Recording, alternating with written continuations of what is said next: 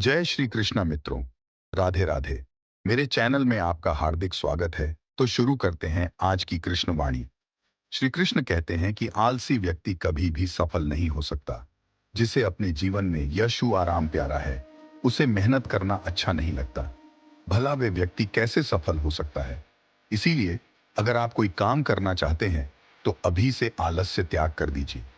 अपने काम को कभी कल्प नहीं टालना, क्योंकि वह व्यक्ति समय की महत्वपूर्ण ना समझकर उसे व्यर्थ में ही गवाता है।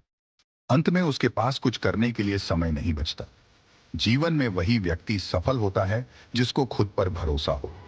जिस व्यक्ति को खुद पर भरोसा नहीं, वह भी सफल नहीं हो सकता। एक बार दानवीर कर्ण ने भगवान श्री कृष्ण से अपनी व्यथा सुनाई और कहा कि हे प्रभु, जब मैं पैदा हुआ तब मेरी मां ने मुझे त्याग दिया। इसमें मेरा क्या अपराध?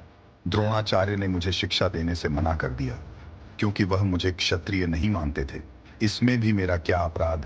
द्रौपदी के स्वयंवर में मुझे मानत किया गया क्योंकि महाराज परिवार का हिस्सा नहीं। जवाब में श्री कृष्ण ने कहा, हे कर्ण, मेरा जन्म हुआ तब मैं कारागार में था और मेरे पैदा होते ही मेरी मृत्यु की प्रतीक्षा कर रही थी। जिस रात मेरा जन्म हुआ था उस रात मुझे मेरे माँ बाप से अलग होना पड़ा।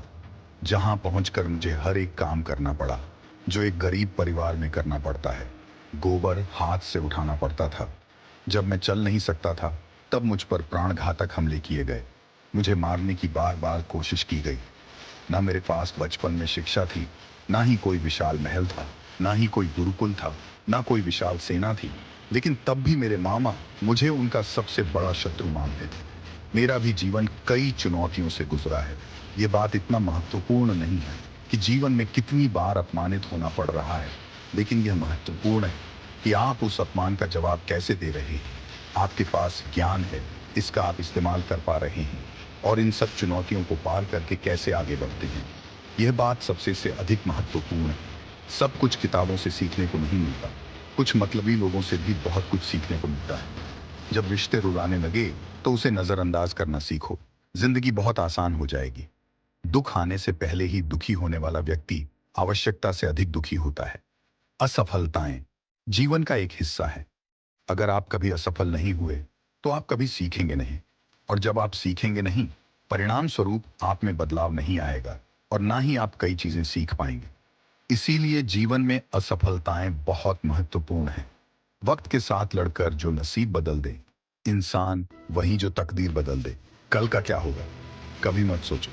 क्या पता कल खुद अपनी तस्वीर बदल दे। इन 5 जगह पर हमेशा चुप रहिए।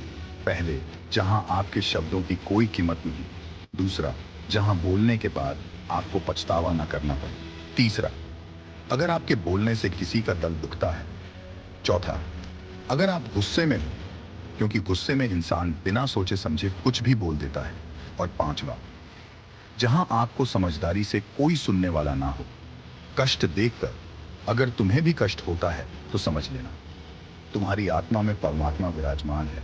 सिर्फ सुकून ढूंढो। जरूरत कभी पूरी नहीं होती। जिंदगी में सारा झगड़ा ख्वाहिशों का है। ना तो किसी को कम चाहिए और ना ही किसी को गम चाहिए।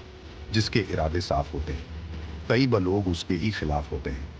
जो तुमसे तंग आ गए उसे छोड़, क्योंकि बोझ बनने से याद रहना बेहतर है।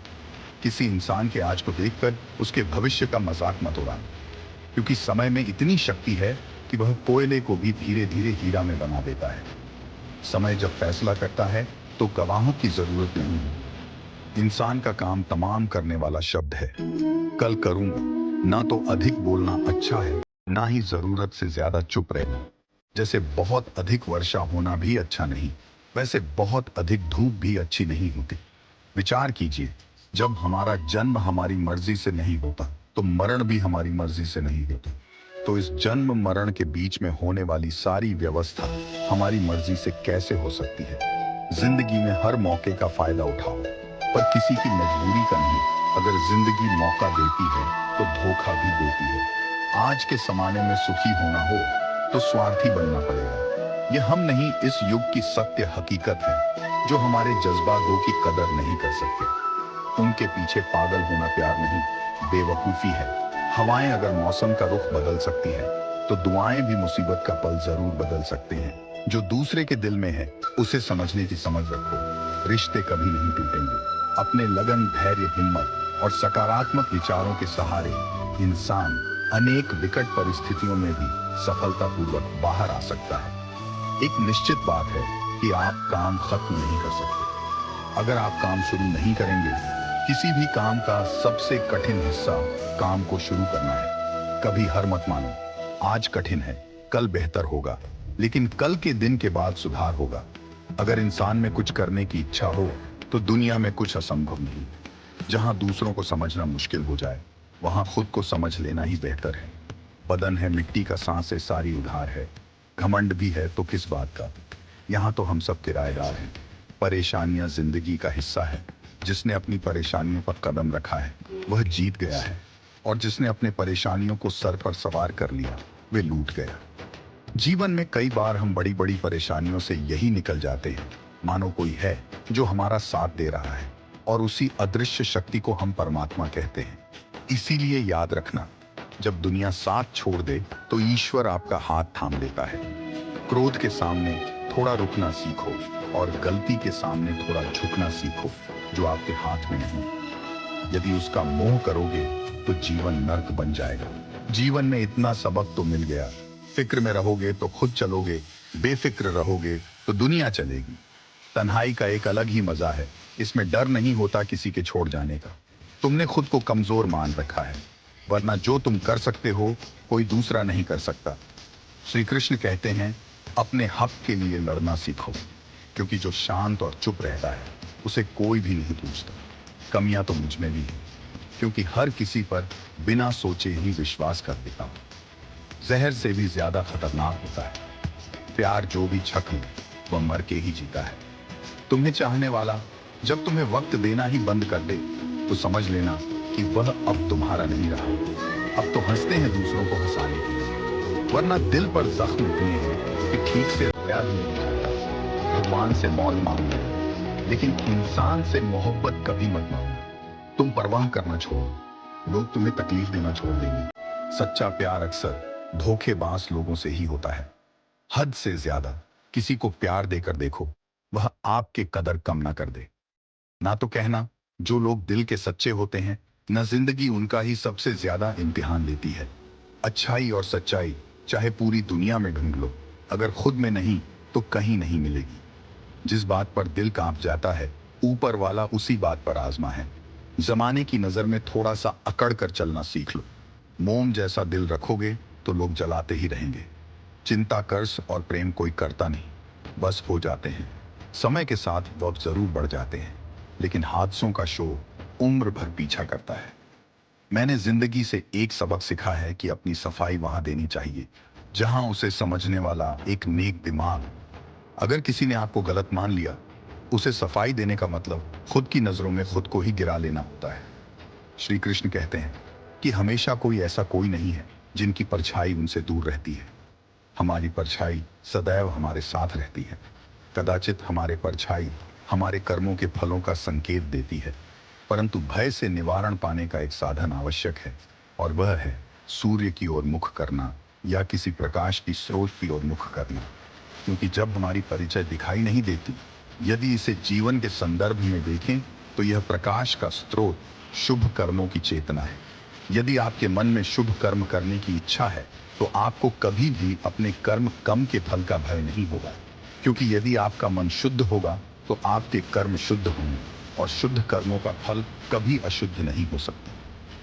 श्री कृष्ण कहते हैं, कौन कहता है कि जैसा संग वैसा रंग। इंसान लोमड़ के साथ नहीं रहता फिर भी चालक है। इंसान शेर के साथ नहीं रहता फिर भी क्रूर है, और तो और इंसान की तो वह स्वभाव है जो कुत्ते के साथ रहता है फिर भी वफादार नहीं है। कभी कभी इंसान सच में थक जाता है, होश में रहते रहते, दर्द सहते सहते, सब्र करते करते, उम्मीद रखते रखते, रिश्ते निभाते निभाते, सफाई देते देते, और अपनों को मनाते मनाते घर बदल जाए या समय बदल जाए, कोई गम नहीं। लेकिन सबसे ज्यादा दुख तो तब होता है जब कोई अपना बदल जाए। सच्चे रिश्तों की खूबसूरती एक दूसरे की गलतियां बर्दाश्त करने में है, क्योंकि बिना कमी का इंसान तलाश करने निकलोगे तो अकेले ही रह जाएंगे। सारा दर्द मुझे सौंप दिया ऊपर वाले को, मुझ पर कितना भरोसा था। मौत एक बार मारती है और जिंदगी बार बार मारती है। एक समय की बात है, एक निर्धन व्यक्ति राजा के महल में माली का काम करता था। उसने राजमहल के बाग में कई प्रकार के फलों के पेड़ लगाए थे। जो फल पक जाता था वह तोड़कर राजा के सामने प्रस्तुत कर देता। कई बार खुश होकर राजा उसे इनाम भी देता। एक बार बाग में आम, अंगूर और नारियल के फल हुए। माली टोकरी लेकर बाग में पहुंचा और सोचने लगा कि आज कौन सा फल महाराज के लिए ले जाऊं। कुछ देर सोचने के बाद उसने अंगूर तोड़ लिया और टोकरी में भरकर राजा के पास पहुंचा। उन दिनों राजा कुछ चिंतित था। उसे गुप्तचर द्वारा सूचना मिली थी कि पड़ोसी राज्य का राजा उस पर आक्रमण की तैयारी में है। तब वो इस बारे में गहन सोच विचार में था। तभी माली उसके पास पहुंचा और चुपचाप उसके सामने टोकरी रखकर कुछ दूर जाकर बैठ गया। राजा मंथन करते करते टोकरी से अंगूर उठाकर खाने लगा। वे आधा अंगूर खाता और आधा फेंक देता, जो माली के ऊपर गिरता था। जैसे ही अंगूर माली को लगता, वह कहता, भगवान तो बड़ा दयालु है। सोच विचार में डूबे राजा का ध्यान इस ओर था ही नहीं कि अंगूर माली के ऊपर फेंक रहा है। एक बार फिर उसने अंगूर माली के ऊपर फेंका और माली ने फिर से कहा, भगवान तू बड़ा दयालु है। इस बार राजा का ध्यान मालिक की ओर गया। उसने आश्चर्य से उसे देखा और पूछा, मालिक, मैं तुम पर झूठे फल फेंक रहा हूं और तुम कह रहे हो भगवान तो बड़ा दया है। इसमें भगवान की कैसी दया महाराज। आज बाग में 3 तरह के फल थे, आम, अंगूर और नारियल। मैं सोच रहा था कि आपके लिए कौन सा फल ले जाऊं। भगवान की दया से मेरी बुद्धि में आया कि आपके लिए अंगूर ले जाऊं, और मैं अंगूर ले आया। यदि मैं आम या नारियल लाता तो सोच मेरा क्या हाल होता। इसीलिए मैं कह रहा हूं कि भगवान बड़ा दयालु है। राजा माली का उत्तर सोचने लगा कि वह व्यर्थ में चिंतित है। भगवान की दया से उस समय रहते पड़ोसी राज्य के राजा के पहल से की हुई योजना का पता चल गया। इससे उसे अपने राज्य की रक्षा की तैयारी का पर्याप्त समय मिल गया। उसने भगवान को धन्यवाद दिया और राज्य की रक्षा की तैयारी में जुट गया। जब युद्ध हुआ तो उसमें उसकी विजय हुई और उसने अपना राज्य बचा लिया। दोस्तों, हमें यही सीख मिलती है कि समय का चक्र ऐसा ही है। कभी अच्छा समय तो कभी समय बुरा आएगा। अच्छा समय में भगवान को धन्यवाद देना भूल जाते हैं और बुरे समय में शिकायत करने लगते हैं। जबकि आवश्यकता है कि अच्छे समय के लिए हम भगवान को धन्यवाद करें और बुरे समय के लिए आभार। हमें हर परिस्थिति का सामना करने के लिए वह हमारे सामने में परिस्थितियों उत्पन्न की है।